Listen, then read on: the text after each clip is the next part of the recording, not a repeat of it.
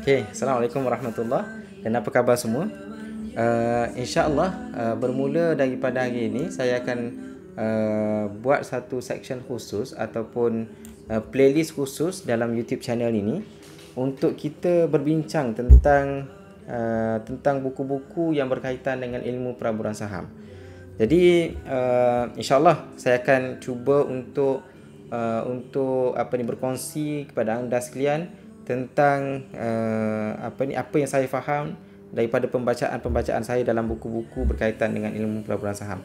Banyak sebenarnya buku-buku yang bagus di pasaran sekarang ini. Cuma saya akan fokuskan kepada buku-buku yang mungkin penting dan juga sangat berguna untuk kita baca dan fahami kandungan buku-buku tersebut. Jadi untuk permulaan pada hari ini, insyaAllah saya nak kongsi dengan anda sekalian buku ini. Buku yang dikarang oleh Anna Collins. Anna Collins. Sekejap saya perlahankan saya punya background. Okey. Buku Anna Collins ni yang bertajuk A Complete Guide to Volume Price Analysis. Okey, so buku ni sangat bagus bagi saya kerana kalau kita tak faham apa yang disampaikan oleh Anna Collins ini dalam buku dia ni, mungkin kita akan sukar untuk menjangkakan pergerakan-pergerakan harga saham. Kita tak tahu sebenarnya apa yang berlaku di sebalik chart itu. Mungkin kalau kita belajar secara superficial saja, mungkin kita hanya fokus kepada support and resistance.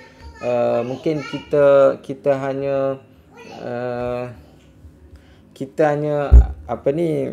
hanya melihat daripada kacamata yang sangat sempit. Okey, tetapi dengan kita memahami volume price analysis ini, insya-Allah kita lebih memahami apa sebenarnya yang berlaku di sebalik chart. Baik, tagline bagi buku ini sangat bagus bagi saya. Okey, read the books, okey, then read the market. Satu analogi yang sangat bagus dalam buku ini, bagaimana Anna Collins ini dia memberi perumpamaan bagaimana pelabur-pelabur institusi ataupun jerung lah dalam bahasa kita. Jerung ini bertindak untuk mengawal harga pasaran. Bagaimana dia cuba membentuk carta. Sebab tu kalau kita belajar, carta-carta yang kita dapat lihat dalam chart sebenarnya dibuat oleh manusia. So mungkin ayat ini kontroversi, tapi kalau kita faham apa yang berlaku di sebalik chart itu, insya-Allah kita akan mudah untuk menerima perkara tersebut. Jadi sebagaimana yang kita tahu, market ini ada 4 fasa.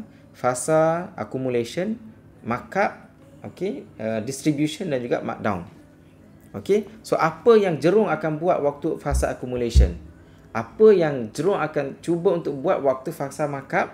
Dan apa yang jerung akan buat waktu fasa distribution? Dan seterusnya fasa markdown. Semua itu diceritakan dalam buku yang berapa pages ni ada? Yang mempunyai 271 pages. Cuma dalam buku ni dia tak macam buku saham-saham yang lain lah. Buku ni dia banyak tulisan, tetapi tulisan itu dia tulisan yang bukan orang kata mengarut cerita tentang benda yang tak ada kaitan, tapi dia banyak analogi yang disebut dalam buku ni, tetapi analogi yang sangat bagi saya sangat bagus untuk kita faham. Sebagai contoh, saya nak tunjuk kepada anda bagaimana kita boleh kesan pergerakan kewujudan jerung dalam sesuatu market ni. Kalau anda perhatikan, ini adalah saya buka yang ni UWC.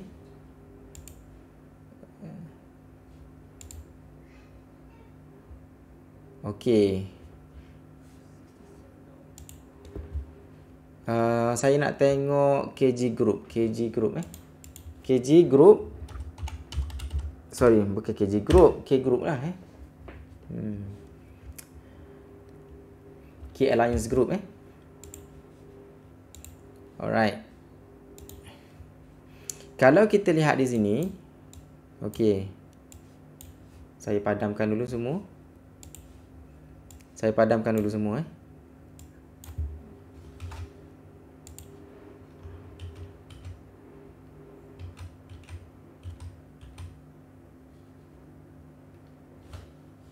K Group K Alliance Group Jadi kalau kita perhatikan, ini adalah apa yang berlaku kepada K Group ini.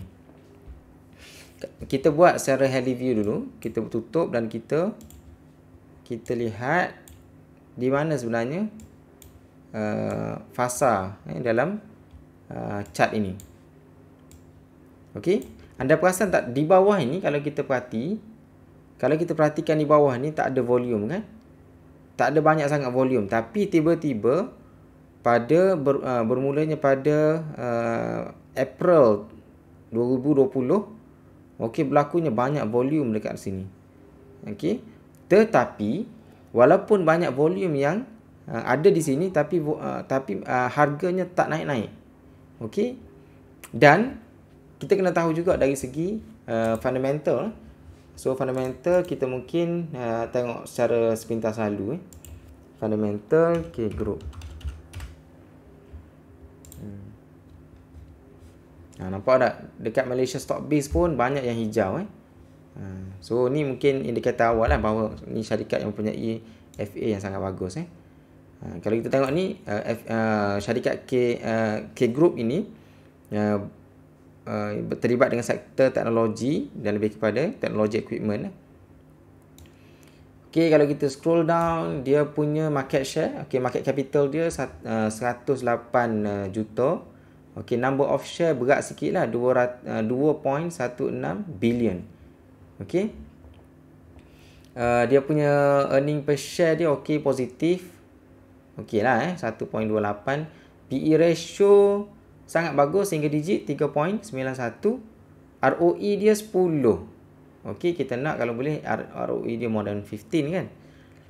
Net tangible asset dia 12 sen, 12.8 sen. So kalau kita tengok harga dia sekarang ni hanya 5 sen. Okey, maksudnya dia under value. Okey, maksudnya dia under value sekarang ni saham ni. Perhatikan dekat sini kan. Dekat sini, okey. Alright. Yang ni, ini adalah revenue dia. Revenue maksudnya kalau kita dah bahasa orang bisnes kan, sale lah kan. Pendapatan dia, jualan So 9 juta. Tetapi dia punya net profit dia, okey, profit dia 28.9. Okey, so profit margin dia 319%. Nampak tak? So daripada first quarter dengan sehingga second quarter untuk financial tahun kewangan 2021. Okey, kita perhati dekat bawah ni. Okey, so maksudnya tahun 2020 so dia punya profit kalau kita nampak dekat sini 10 juta, 10 juta, 28 juta. So meningkat peningkatan yang sangat ketara dekat sini. Year on year punya ni 3,000 lebih persen. Quarter on quarter 181%. Tinggi. So daripada rugi, so dia turn around jadi syarikat yang untung. Mungkin tak detail lah kan fundamental analysis ni. So kalau nak detail kena baca detail report ni lah, sama ada annual report ataupun quarter report ni. So kalau nak tahu quarter report sebagaimana biasa, klik saja dekat sini. Okay, and then scroll down. Tengok dekat sini. So anda boleh baca lah kenapa dia boleh untung, apa bisnes yang dia buat dan sebagainya dekat sini. Alright tuan-tuan semua. Jadi secara umumnya kita boleh katakan bahawa K Group ini adalah syarikat yang mempunyai potensi. Okey, mempunyai potensi yang jauh. Tetapi kalau kita perhatikan dia punya chart, dia tak bergerak pun. Okey, orang kata tidak selari dengan prestasi syarikat. So, kalau kita baca buku ni, kita akan faham apa sebenarnya berlaku. Okey, apa sebenarnya berlaku kepada K Group. Kenapa harga dia tak naik? Pelik juga kan? Dia punya quarter report sangat bagus, tetapi harga dia tak naik. Kenapa harga dia tak naik-naik? Ada something yang berlaku. Okey. Cuma saya tak bolehlah bagi jaminan syarikat ni syarikat yang berpotensi yang akan naik. Sebab kita hanya boleh baca berdasarkan analisa kita lah. Okey, cuma saya nak ajak anda sekalian tengok harga dia sekarang ni adalah 5 sen. So harga dia sekarang ni 5 sen. Dia berlaga-laga antara 45 sen. Sorry, bukan 5 sorry. 5 sen 4.5 sen.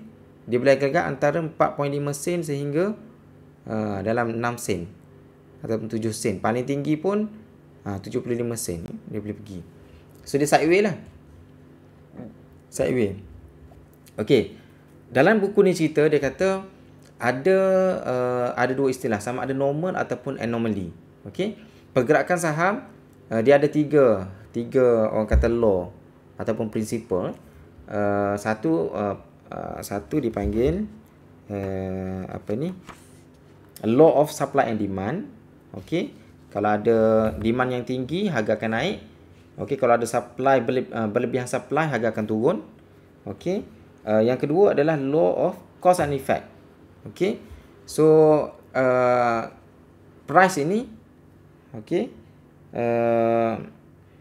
kalau volume yang sedikit, dia akan menghasilkan price julat price itu mungkin kecil kalau dia punya volume dia kecil. Okey, kalau volume dia tinggi, so kita expect dekat atas ni dia punya price dia adalah julatnya besar lah. Dia punya range dia. Maksudnya kalau dia bentuk Marubozu bullish, so hijau tu, batang hijau tinggi sebab price dia tinggi kan. Yang ketiga adalah law of effort and result. Maksudnya sama juga, lebih kurang sama. Kalau volume yang tinggi, sepatutnya dekat atas ni pun price-nya akan ada effect dia lah. Ada result dia, iaitu price akan naik ataupun turun. Turun yang tinggi dan ataupun naik yang tinggi, bergantung kepada siapa yang menguasai pasaran pada waktu tersebut. Okey. So apa yang menarik tentang Key Alliance ni? Key Alliance Group ni. Okey, kalau kita perhatikan di sini ada volume ni. Volume yang mencanak. Okey, yang ni mungkin logik. Okey, volume yang tinggi. Lepas tu ada range julat yang banyak sini. Okey, beberapa bit kat sini. Tapi kalau kita tengok dekat-dekat sini, okey, perhatikan dekat sini volume tinggi juga, tapi dia punya range dia sikit. Yang ni pun sama, volume sangat mencanak, tetapi harga tak naik-naik. So apa yang berlaku sebenarnya? Dekat sini, okey, harga turun. Dekat sini ada pula volume yang naik. Okey, ingat 8 Januari. So 8 Januari ramai orang yang beli ni. Bertukar tangan, saham ni bertukar tangan. Okey, tetapi harga dia tak naik-naik. Apa sebenarnya berlaku? Okey, apa yang sebenarnya berlaku? So itu yang dicuba di-explainkan oleh Anna-Colleen dalam buku dia ni. Baik, saya nak tunjuk yang ni mungkin anda tak nampak lagi apa yang saya cuba nak bayangkan kepada anda sekalian. Sebab ini mungkin fasa accumulation, di mana jerung-jerung sedang mengumpulkan saham-saham yang mungkin orang nak jual pada harga yang sangat rendah ini. Jerung ni dia punya perangai dia adalah dia cuba nak beli pada harga borong, tapi nak jual pada harga runcit. Sebab tu dia beli dengan harga murah. Okey, bila dia ada banyak dia kumpul kat bawah ni, lepas tu dia akan push market ke atas. Okey, sampai level yang dia nak dia target, dia akan mulakan kempen untuk buat fasa distribution. Maksudnya dia lepaskan pegangan dia. Itulah sebab itu jerung ni kaya. Sebab itu jerung ni dia boleh generate ROI yang sangat tinggi. Okey. So saya nak tunjuk anda saya nak tunjuk anda satu benda yang lain, iaitu intraday. Sebab kita nak faham apa sebenarnya berlaku kepada K Group. Okey, ini K Group. Okey, K Group kita tengok yang ni pada hari ni. So ada volume. Tengok, perhati tak? Walaupun tak bergerak, okey, walaupun tak bergerak harga dia, tetapi ada orang membeli ni. Nampak dia dekat sini. Okey, 7,000 tu bukan 7,000 yang 75,000. Okey. Jom kita kira 75,000. Sekejap. 75,000 berapa tu? 75,698. Okey, sekejap. 75,698. Okey, yang ni lot. So kita darab 100. Darab dengan price dia 0. Dia beli tadi 0.05. Okey. So untuk satu ni saja. Untuk satu ni saja tuan-tuan sebenarnya. Untuk buat satu candle tadi, okey, Jerung tu memerlukan modal 378,000. 378,000 untuk buat satu tu saja. Maksudnya volume itu mewakili ni dia punya harga yang dibayar. Itu baru satu volume saja yang kita nampak intraday. Cuba kita tengok pada 8 hari bulan tadi. Mana 8 hari bulan? 8 hari bulan So 8 bulan 1. Sekejap, kenapa tak ada data ni?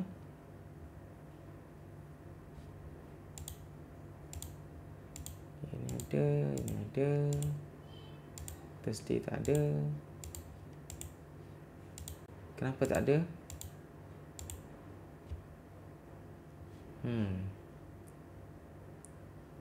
Okay. It's okay, sepatutnya ada. Sekejap. 8 hari bulan, 8 bulan 1. Kenapa tak keluar? Kenapa tak keluar? 8 bulan 1 tuan-tuan. Okey, tak apalah, it's okay. 8 bulan 1 yang lepas, ada satu volume yang mencanak, iaitu volume yang mewakili volume yang mewakili candle ni. Yang mewakili price ini. Okey, bukan price ini, yang ni. 8 Januari. Okey, ada pembelian berlaku satu je, macam tadi juga yang berlaku pada hari ni kan.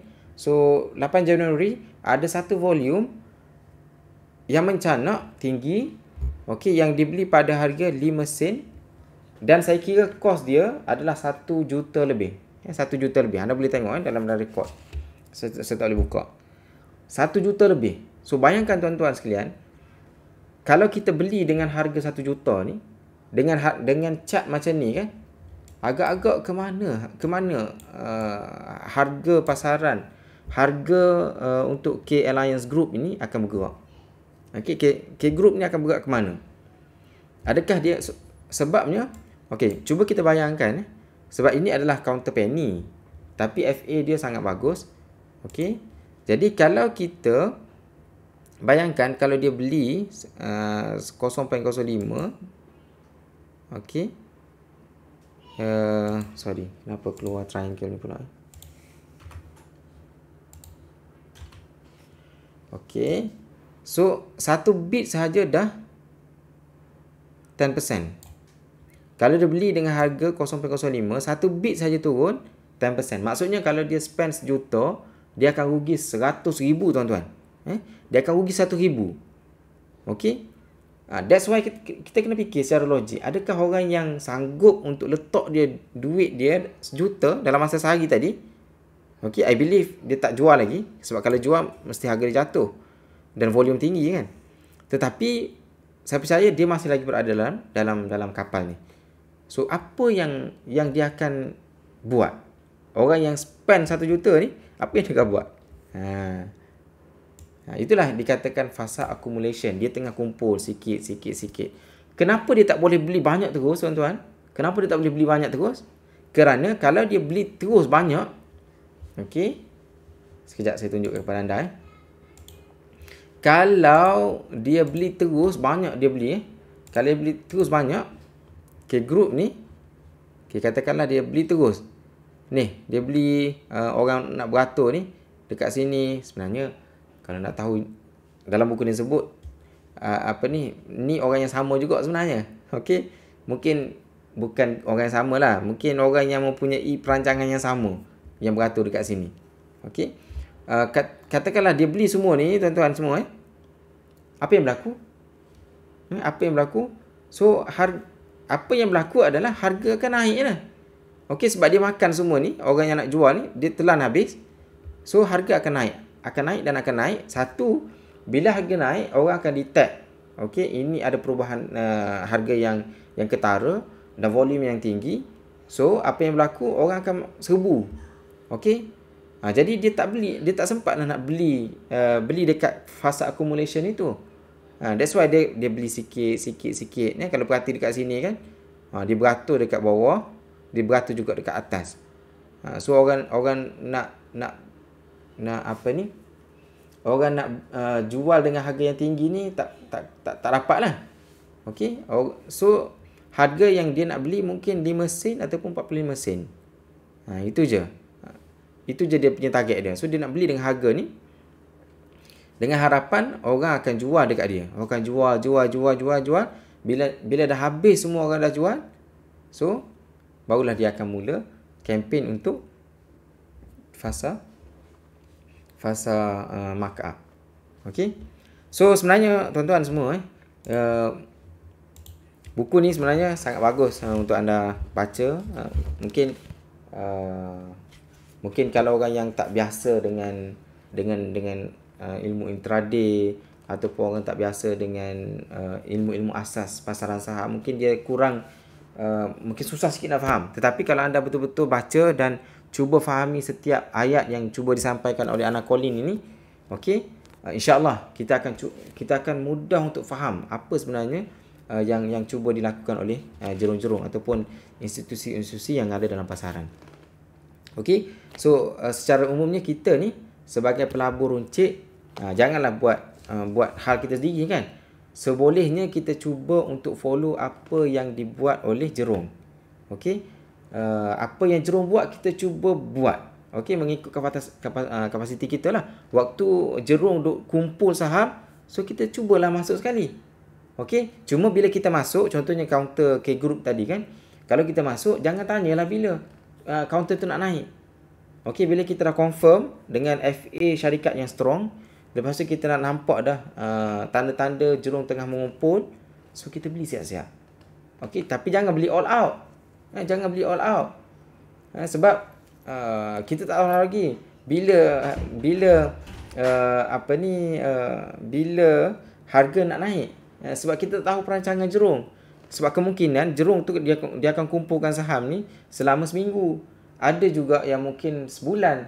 Ada juga mungkin jerung akan kumpul selama bertahun-tahun. So jangan kita harapkan bila kita beli, esok nak turun naik. Jangan tuan-tuan. Kalau kita faham ilmu ini, okey, kita akan lebih waspada. Jangan kita letak semua dana kita dalam satu account, okey, dalam satu syarikat sahaja. Okey, kita kena pandailah menguruskan kita punya keuangan. Okey. So saya rasa saya tak boleh bincang detail perkara ini sebab kalau nak bincang detail ni dalam masa mungkin 10 minit 20 minit ni tak sempat. Dia perlukan masa yang sangat lama untuk kita digest betul-betul. Mungkin kena buat workshop sehari ataupun 2 hari baru kita boleh digest apa yang cuba disampaikan oleh Anna Colleen ini secara lengkapnya. So saya rasa itu saja untuk kali ini. Anda boleh dapatkan buku ni. Cuma pesan saya jangan beli buku ni daripada China. Okey, kalau anda buka Shopee ataupun Lazada, ada dijual di Shopee ataupun Lazada, saya tak ingat dengan harga dalam 70 ke 80 macam tu. So kalau boleh jangan beli dekat Lazada sebab kemungkinan untuk itu adalah cantak rompak. So saya sangat encourage kepada anda sekalian untuk beli di Amazon daripada Amerika Syarikat terus. Cuma dia punya transportnya tinggi sikit lah, dalam 30-40 ringgit. It's okay sebab kita nak invest dalam ilmu. Saya akan bagi link kepada buku tersebut dalam ruangan description di bawah, insyaAllah. So itu saja daripada saya pada kali ini, insyaAllah. Semoga ada manfaatnya. Sekali lagi, ini bukan orang kata bukan buy call. Saya tak suruh anda beli counter K Group contohnya. Itu adalah satu contoh saja untuk tujuan pembelajaran. Bukan buy call. So you have to trade at your own risk lah. kena melabur dalam risiko sendirilah, tanggung risiko sendiri. Wallahu alam. Terima kasih. Assalamualaikum warahmatullahi taala wabarakatuh. Jumpa lagi.